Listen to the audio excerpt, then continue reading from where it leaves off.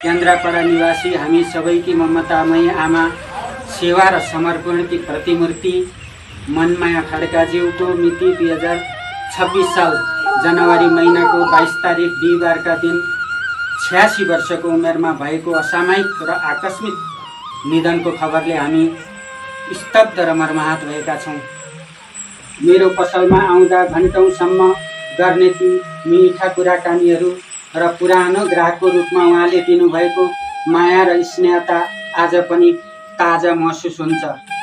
यस दुःखद घडीमा दिवंगत पुण्य आत्माको वैकुण्ठमा बास होस् भन्ने कामना गर्दै शोकाकुल परिवारजनहरूमा धैर्य धारण गर्ने शक्ति प्रदान होस् भनी भगवानसँग प्रार्थना गर्दछौँ।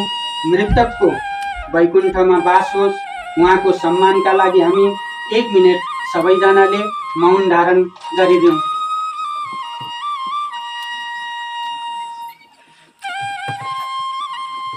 धन्यवाद। आज हामीले मातालाई गुमाउनु पर्दा धेरै दुःख लागेको छ। समीर ज्वेलरी वर्कसपको तर्फबाट सानो सहयोग फल केही पानी र 2000 रुपियाँ नगद टक्राउन चाहन्छु। धन्यवाद।